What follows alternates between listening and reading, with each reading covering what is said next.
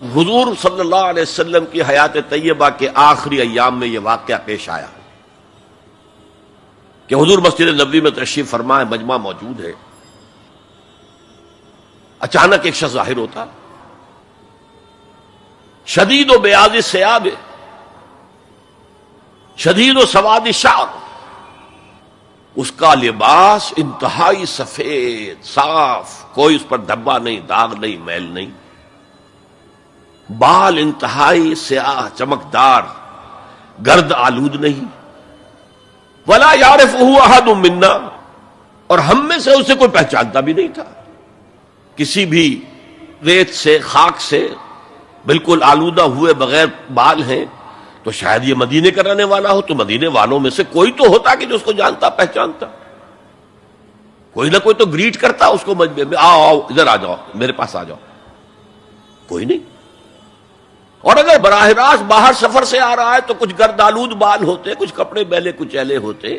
تو لوگ حیران تھے، اور مزید یہ کہ اس نے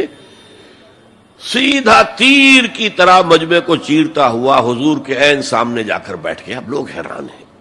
یہ ہے کون؟ اس کی یہ جرت، یہ جسارت، اور اس طرح دو زانو بیٹھا کہ حضور کے گھٹنوں کے ساتھ اپنے گھٹنے جوڑ دیے اور حضور کی رانوں پر اپنے دونوں ہاتھ رکھ دیے۔ اب سوال کیا، یا محمد اخبرنی عن الاسلام، اے محمد مجھے بتاؤ اسلام کیا ہے؟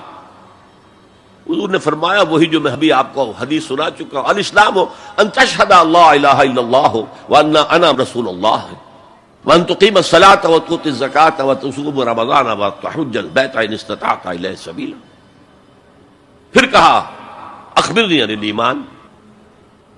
لیکن یہ کہ ان روایتوں میں بھی اس کو روایت کرنے والے بہت سے صحابہ ہیں، عبداللہ ابن عمر بھی ہے، حضرت عمر خود بھی ہیں رضی اللہ تعالی عنہما، ابو ہریرہ بھی ہے، عبداللہ ابن مسعود بھی ہیں، چونکہ ایک مجمع میں واقعہ ہو رہا تھا نا، تو مجمع کے اندر تو بہت سے لوگ سن رہے ہیں، اگرچہ جیسے آج بھی ہوگا کہ میں جو بات کہہ رہا ہوں آپ میں سے بہت سے حضرات میری ساری بات سن کر اگر کہیں جا کر رپورٹ کریں گے تو ان کی باتوں میں اختلاف ہو جائے گا، لہذا اس حدیث کی روایت میں اختلاف ہے۔ بعض روایتوں میں یہ ہے کہ پہلے پوچھا اخبرنی عن الایمان، پھر پوچھا اخبرنی عن الاسلام، اور یہ جو حضرت عمر کی روایت ہے اس میں ہے سب سے پہلے آپ نے پوچھا اخبرنی عن الاسلام، پھر دعا سوال آیا اخبرنی عن الایمان۔ اچھا، اس کے بعد ایک دو سوال اور بھی کیے، اب میں تفصیل میں نہیں جا سکتا۔ پھر وہ شخص چلا گیا، حضور نے کہا ذرا اس کو بلانا واپس، تو دیکھا تو کہیں بھی نہیں، زمین کھا گئی، آسمان چکر لے گیا، اللہ جانے۔ تب حضور نے فرمایا اوہ یہ جبرائیل تھے جو تمہیں تمہارا دین سکھانے آئے تھے، یعلمکم دینکم اذ لم تسألوہ، جبکہ تم نے اس کے بارے میں سوال نہیں کیا،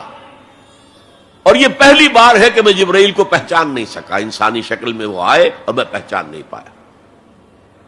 ورنہ اکثر حضرت دہیہ کلبی کی شکل میں آتے تھے انسانی صورت میں، جب بھی حضرت جبرائیل آتے تھے۔ حضرت دہیہ کلبی جو ہے وہ بہت ہی حسین جوان رانا، ان کی شکل میں آتے تھے۔ بہرحال یہ اتنا اہم مسئلہ ہے کہ اس کو کلیئر کرنے کے لیے کہ دودھ کا دودھ پانی کا پانی علیحدہ ہو جائے، ایمان کیا ہے، اسلام کیا ہے، دنیا کا نظام اسلام پر ہے، ایمان پر نہیں ہے، آخرت کا معاملہ ایمان پر ہے، اسلام پر نہیں ہے۔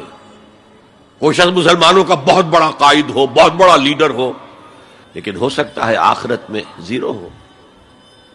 میں حدیث سنا چکا ہوں آپ کو، ایک شخص دنیا میں شہید سمجھا جا رہا تھا، ایک شخص دنیا میں بہت بڑا عالم سمجھا جا رہا تھا، ایک شخص دنیا میں بہت بڑا سخی سمجھا جا رہا تھا،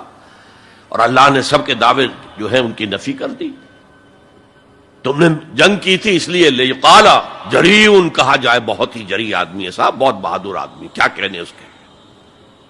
لیقال سخی، بھائی بڑا سخی آدمی ہے، سخاوت کے دریا بہا دیے اس نے،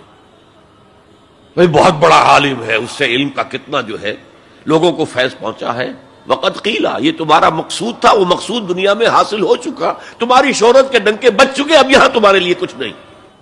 اور پھر اللہ حکم دے گا اور فرشتے منہ کے بل گھسیٹتے ہوئے اسے جہنم میں جھونک دیں گے۔